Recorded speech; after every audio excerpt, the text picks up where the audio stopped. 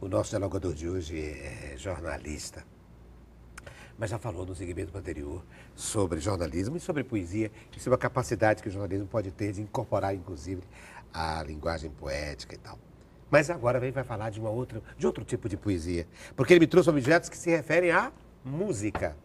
Eu me refiro ao nosso dialogador de hoje, Moacir Maia, ex-presidente do Sindicato dos Jornalistas do Estado do Ceará, ex-diretor da FENAGE, a Federação Nacional dos Jornalistas, e hoje coordenador da Coordenadoria de Comunicação Social da Prefeitura Municipal de Fortaleza. Moacir Maia, por que você me trouxe música? Eu tenho, se a gente tiver que dividir o coração em duas paixões na vida, assim... É aqui? Para fora, o jornalismo e a música para mim. É o jornalismo e a música? Aham. Que coisa! Eu tive uma redobrada bênção. Eu tenho um filho que é músico, formado na USP em São Paulo, e que vive hoje profissionalmente de música, o Igor. Mas assim... E uma filha do jornalismo. E uma filha, a Janine, que é jornalista. Encararam as suas paixões. Pois e engraçado, o Igor, num texto de apresentação dele, ele fala que eu o apresentei à música, e apresentei a música para ele. E realmente, um dia desse, olhando algumas fotos lá em casa, em rodas que fazia grandes nomes da nossa música local, tá lá o Igor, menino velho, assim, 12, 13 anos, já estava metido com um grupo de música também e tal. E essa coisa, a minha atividade em alguns movimentos, ao lado do Fábio Paiva, por exemplo, a gente montou o Fórum da Música Plural Brasileira aqui no Pacto de Cooperação, uma tentativa de sistematizar e fortalecer a produção musical do Ceará, não pela produção da própria música, mas por sistematizar alguma amostragem e viabilidade até de fortalecimento perante o mercado, né? Pra você ter uma ideia, a gente fez catálogos que o cidadão comprava em delivery, discos de artistas cearenses.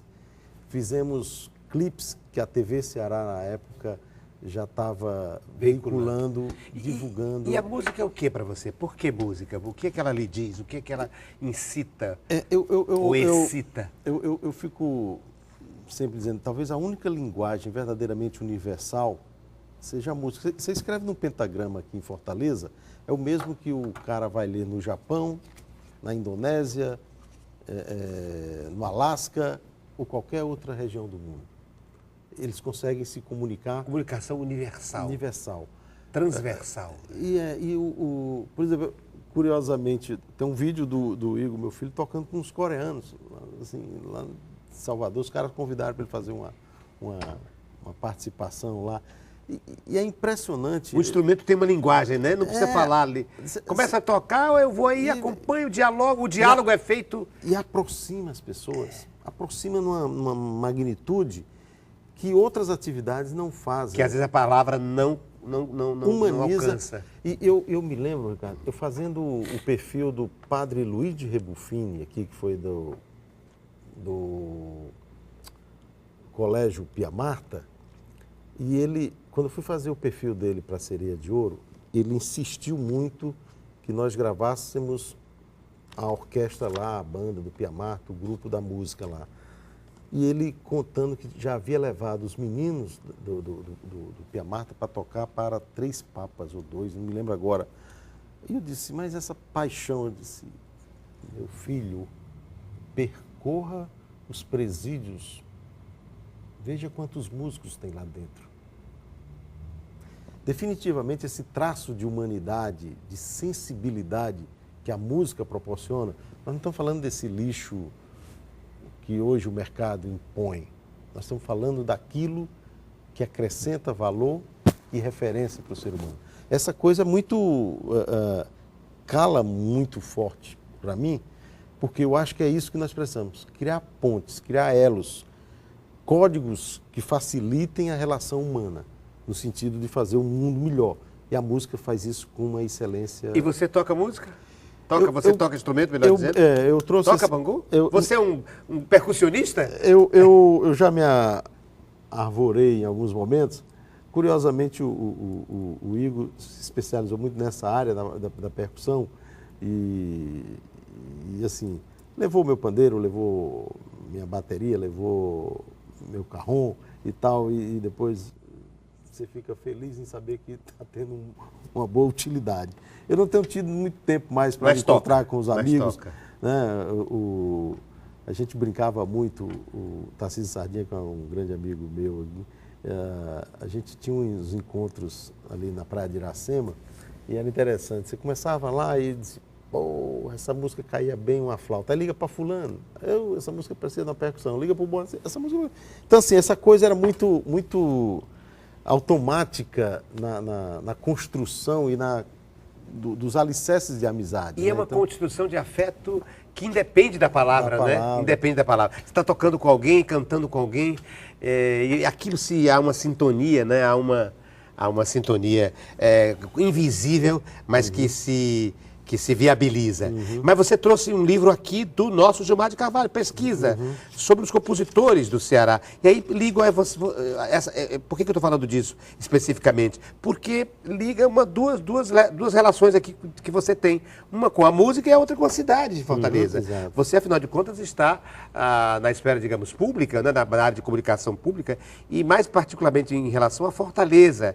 E aqui há algumas figuras extremamente ligadas à Fortaleza, como, por exemplo, o Ramos Cotoco, né? O Lauro Maia, né? A própria Keila Vidigal, a Ila Maria, o pessoal do Ceará. É um livro dessa figura linda que é o Gilmar de Carvalho. De uma coleção linda, que é essa coleção Pajeú. A coleção Pajeú, dirigida pelo Gilmar Chaves. E que é uma coleção da Prefeitura Municipal de Fortaleza. Isso também está afeito ao seu trabalho de comunicação, não? Essa coleção, cultura, não, né? Especificamente não, foi... Deve ser da Secretaria de Cultura. Da Secretaria da Cultura. Mas, assim, nesse presente momento, cara, a gente está fazendo um movimento que é o poder público reconhecer uma rede que a cidade já tem, que só precisa de uma sistematização, inclusive na divulgação dela, que é a cidade dialogar com uma coisa que é o privado que promove, que são os espaços que já dialogam com cultura. Né? Então, por exemplo, na área da música, a gente lançou um projeto que chama Museu Orgânico, a Prefeitura lançou isso, que está mapeando os espaços. A gente começou com a música e pretende ir para o teatro, para a literatura, para o cinema, para o audiovisual, de forma geral, e dizer para o cidadão... A gente já tem uma plataforma digital montada, vamos depositar agora os conteúdos, para que o cidadão que nos visita ou que mora aqui, ao entrar nisso, ele saiba quais são os pontos da cidade onde ele pode encontrar a música, a literatura, o teatro, nesses espaços. E, curiosamente, muitos dos nomes que você citou aí constam num painel, na área da música, a gente montou um painel com 50 personagens, poderiam ser 100. A gente relacionou, acho que quase 400 nomes, uma curadoria pensou isso aí, a gente botou 50. E está onde esse painel? Esses painéis, eles são instalados... São vários. O Museu Orgânico é uma grande galeria, cada bar que tem a parte da música, o restaurante... Seria uma espécie de público-privado, mas chama uma... Parceria público-privada. Parceria público-privada, pois PPP. Despende pouco recurso público, porque nós confeccionamos o painel com esses 50 nomes, e o dono do estabelecimento escolhe um nome da música do Ceará para homenagear. Que bonito, que bonito. E eu quero homenagear uma aqui, porque tem tudo a ver com a cidade de Fortaleza, porque é talvez o primeiro cronista, né? O nosso cronista musical, que é o Ramos Cotoco, né? A quem o Gilmar de Carvalho faz uma referência, inclusive, da música chamada O Bonde e as Moças, né? Na rua onde passa o bonde, moça não pode engordar. Não trabalha, não faz nada, leva a vida a namorar. Se o bonde passa, está na janela. Se o bonde volta, ainda está nela. Namora a todos, é um horror aos passageiros e ao condutor. Quer dizer, é um cronista da cidade de Fortaleza, né? Falando da relação das moças com os bondes que passam nas ruas, né? A gente... isso é do começo do século XX. Para usar um termo nosso aqui, Ricardo, se você me permitir, me amostrar um pouquinho.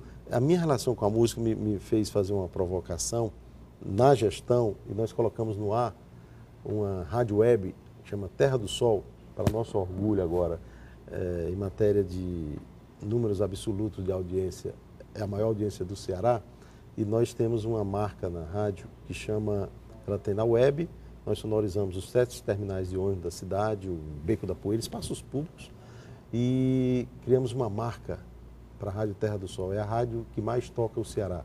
50% da programação musical são os artistas daqui que estão lá. Muitos, inclusive, cumprimentando a audiência. Eu sou Armindo Fagner, eu sou Adelson Viana, eu sou Alves Nascimento, eu sou Tarcísio Sardinha, eu sou Chico Pio, eu estou na programação da Rádio Terra do Sol, a rádio que mais, sempre que vai tocar uma música deles. É uma rádio aberta? Não, por enquanto ela é web. Ela é web. Ah, ela é web, tá. Abrigado Pelo próprio no portal da Prefeitura, e que a gente sonorizou espaços públicos, tem um aplicativo para celular também, né? Eu, inclusive, pedi para os meninos fazerem uma provocação. Nós temos um ouvinte cativo lá em Montreal, no Canadá, e um outro na Califórnia. Peço para esse pessoal mandar uma mensagem, só para a gente nominar um alô. Né? Então, existe algum tipo de relação entre a Coordenadoria de Comunicação Social da Prefeitura e a Secretaria de Cultura? Porque estou vendo que a comunicação entendida aí, não só no sentido de comunicação social, jornalismo, mas a comunicação social como tudo aquilo que a universidade, que a universidade não, que a prefeitura pode fazer de amálgama entre a sua política de comunicação e o povo e as pessoas. Não é? É porque você precisa falar para a cidade. Isso, falar para a cidade. E se o Michael Costa dizia, para você agradar a quem você encontra, não fale daquilo que lhe interessa, mas daquilo que interessa a pessoa, que é o ouvinte. Ao outro, né? E essa coisa é você identificar, isso é comunicação. Sim, né? sim. Na hora que você dialoga com a cidade, identifica quais são as suas pulsações, né? Assim, eu pego no pulso da cidade para entender as suas carências, as suas febres, as suas expectativas. E essa coisa, o Fortaleza tem uma identidade muito forte nesse campo, um traço identitário muito forte nesse campo, que nenhum gestor público pode simplesmente achar que não vamos meter não, isso é supérfluo, né? Aquela dicotomia do feijão e o sonho, isso não é enganação. A economia em que você pode empregar, pode gerar posto de trabalho por meio da música. Nós fizemos agora um festival de música pela Rádio Terra do Sol. Nós tivemos 2/3 do Brasil mandando inscrição. 359 compositores mandaram música para o festival, que nós só divulgamos por meio da rádio, de 17 estados da federação. Fizemos 2 eliminatórias e uma final no Teatro São José. Eu vi o depoimento de uma artista do Rio de Janeiro, Laura Finocchiaro, se não me engano. Ele dizia, foi classificada entre as 30 que foram para as 2 eliminatórias, e ela disse, eu queria sair de Fortaleza, mas deixar para vocês um atestado de gratidão. Eu estou vindo de uma cidade que está meio arrasada nesse campo, o Rio de Janeiro. Passar pelo que está passando nesse campo da cultura, assim, vocês estão um equipamento como esse, maravilhada com o Teatro São José, e fazendo um festival de música. Sabe assim, que para a nossa alegria, a proposta que quando eu levei para o prefeito, eu disse, eu queria uma atração do Réveillon. Disse, para quê? Para a gente fazer o vencedor do festival se apresentar no Réveillon lá. Foi quem abriu. Né? Tá, um menino que é cearense, que mora na Paraíba, que foi o vencedor. Essa coisa, assim, de você identificar que a cidade já tem isso de forma muito cara, a gente precisa e deve estar dando a oportunidade das pessoas conhecerem. Moacir Maia é o nosso dialogador de hoje, jornalista, coordenador das políticas públicas para a comunicação da Prefeitura Municipal de Fortaleza. Me trouxe, antes de apresentar aqui o seu objeto surpresa, para mim, eu vou apresentar um para ele, uma coisa também inusitada, vindo dele, porque eu achei que eu tinha relação com ele, mas parece que ele gosta de cinema também, ou quer pautar cinema. Porque aqui, assim, os objetos vão pautando o tema. E a abordagem vamos nós fazendo. E eu pergunto a ele que abordagem faríamos a partir do fato de eu ter em mãos um objeto que ele me trouxe, que é um filme chamado boa noite e boa sorte. Essa frase era o bordão de um jornalista da TV norte-americana, e esse é um filme sobre jornalismo, na sua essência, que enfrentou o macartismo nos Estados Unidos.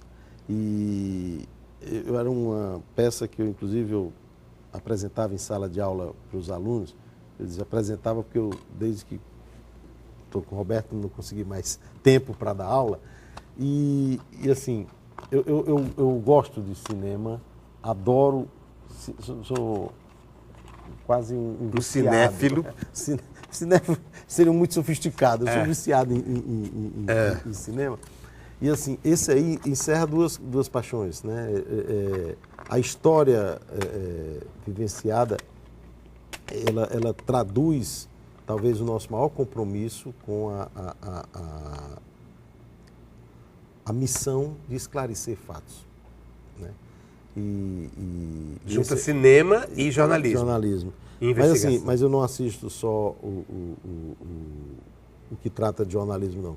Eu gosto, normalmente, eu por um costume até profissional, eu sempre acordei muito cedo. Então, um domingo de manhã é o horário que eu mais assisto filme. Mas aqui o filme faz que tipo de abordagem?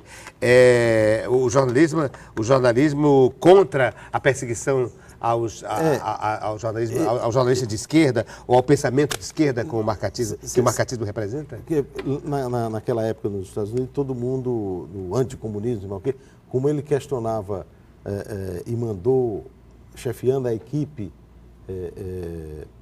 para investigar os fatos, foram violentamente perseguidos pelo senador Júnior do Arkansas, se não me engano. Não me lembro agora do estado em que era o McCarthy. E, de alguma forma, isso traz uma mensagem muito forte para nós jornalistas. É isso que eu queria, sobre isso que eu queria que você falasse. Isso é que é a essência, cerne. O cerne da questão. Inclusive, eu costumava dizer meus alunos que eu lembro de uma vez de um debate lá na Universidade Federal, lá com os alunos de jornalismo, e quando falamos de ética jornalística, veio uma pergunta de uma menina, que era assim, quando se fala de ética, a gente sabe que o jornalista tem um código de ética a cumprir, mas a empresa tem os interesses e os valores que a regem, e quando isso se chocam, eu falei, eu fechei os olhos, naquela hora acho que não era eu que estava falando, mas eu dizia assim, se isso acontecer, feche os olhos e pense, o que eu fizer, se eu fizer o que a empresa quer, eu vou ter coragem de olhar no olho do meu filho, aí você não faz.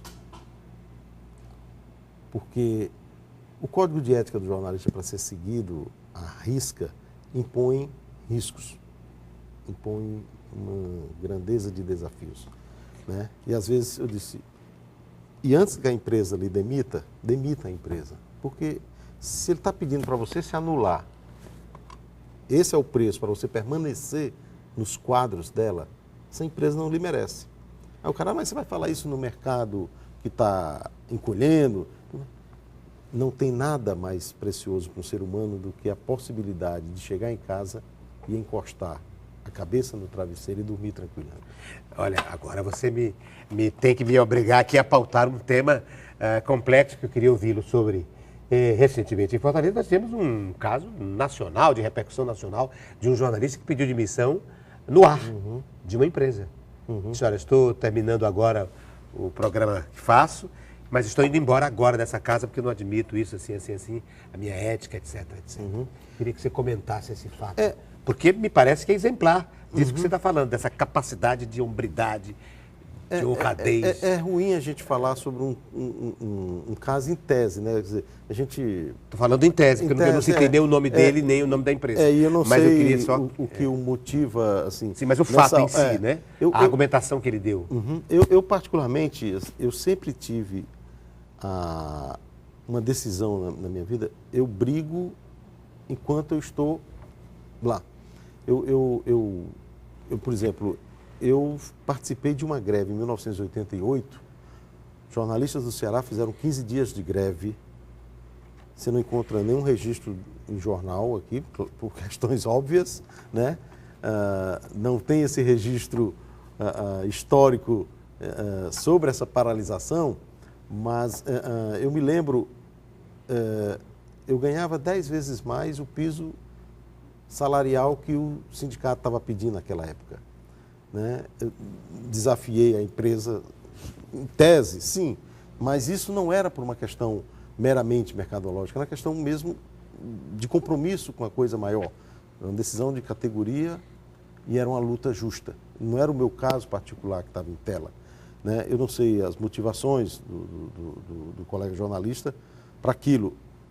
Aí tem quem aprove, tem quem condene. Eu não acho que seja bom você dizer fez certo ou fez errado. Eu sempre adotei Eu fui presidente do sindicato no momento em que a turma achava que ser presidente do sindicato era comprar briga com a empresa, porque saía estigmatizado, só quem ia para lá.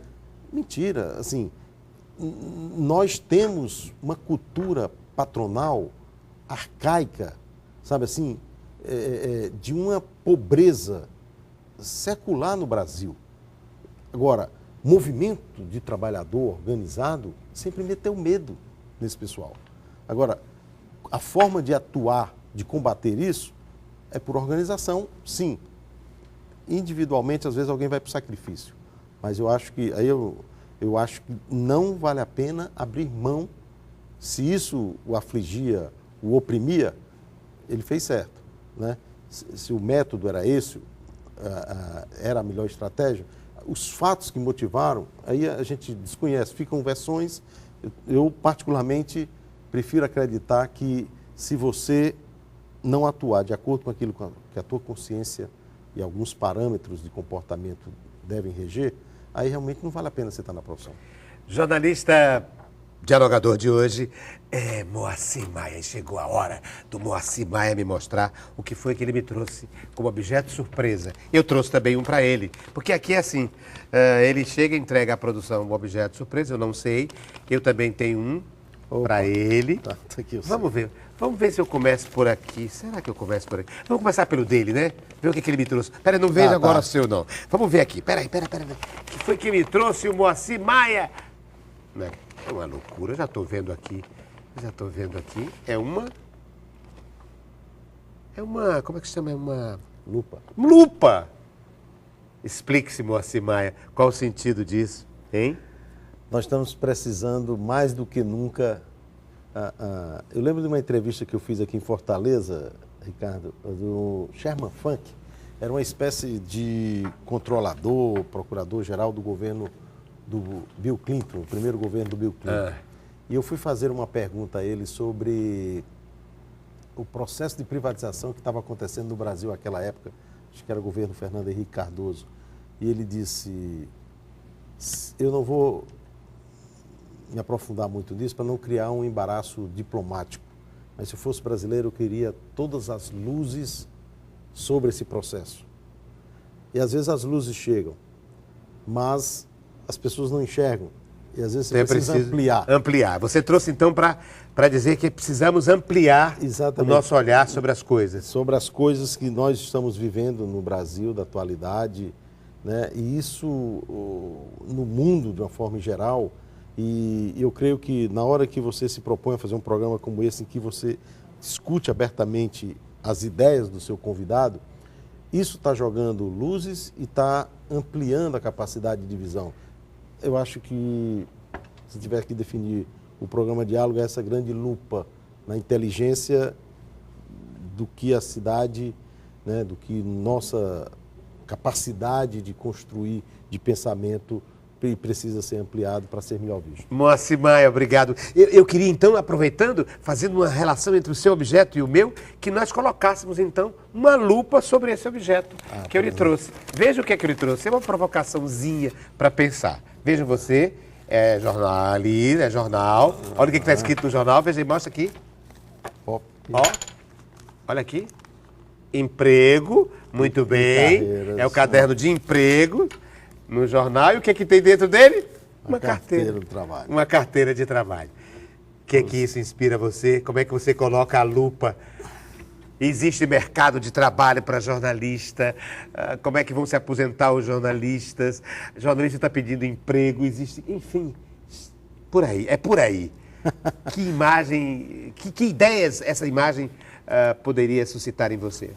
Eu quero crer, Ricardo, a gente tem a capacidade de fazer a construção do nosso próprio caminho. Tem uma frase de uma música que é acho que é Renato Teixeira e Almissati, que ele fala: cada ser carrega em si o dom de ser capaz e ser feliz. Quando você fala, porque às vezes a nossa associação imediata ao termo emprego ou trabalho, muitas vezes deriva para a composição de uma relação empregado-empregador. E hoje, na atualidade, talvez você tenha até a capacidade de fugir um pouco a esse formato, né? Eu creio que, mesmo que seja para essa relação trabalhista, tem mercado. Eu costumo dizer, eu lembro de um debate que a gente tinha na sala em aula, era assim, um aluno me perguntou quanto ganhava um jornalista. Eu falei, quanto é que você quer ganhar? Ele falou, é assim? Eu digo, é assim.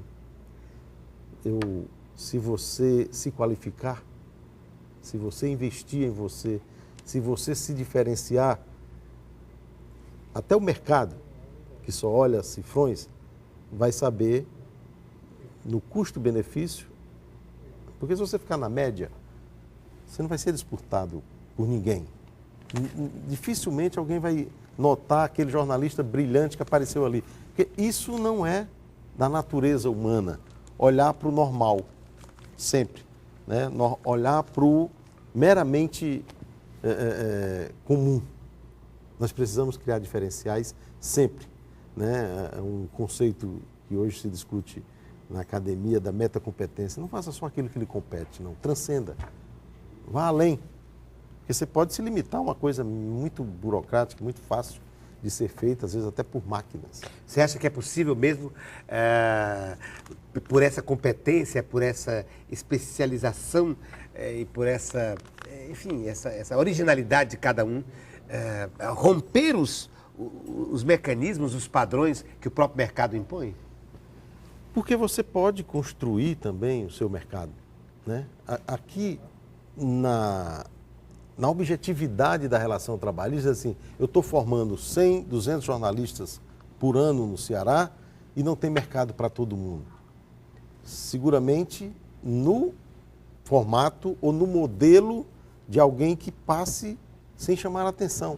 Porque, claro, você vai ter alguém que sempre tem um diferencial. Né? Eu não imagino que você, sendo jornalista, não se incomode em receber uma pauta diariamente e não cavar as suas próprias pautas, não investigar as suas próprias informações, não construir sua própria rede de fontes, né? Hoje a turma chama de network, não sei o quê.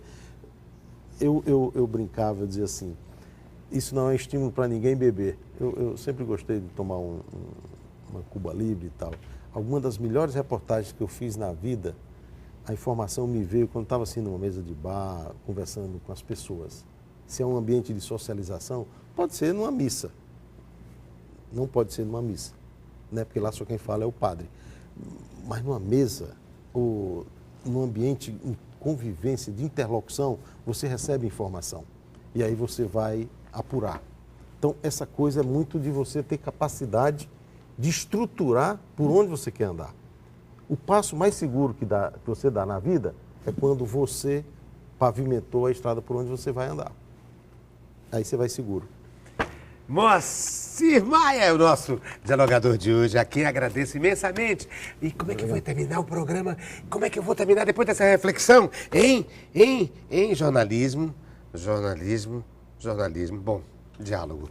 Jornalismo e diálogo com a sociedade, diálogo com as situações, as circunstâncias dadas e a capacidade de, pelo diálogo, reverter essas circunstâncias para criar um compromisso, que é o compromisso princípio do jornalismo, o interesse público. Na próxima semana a gente volta com mais um diálogo.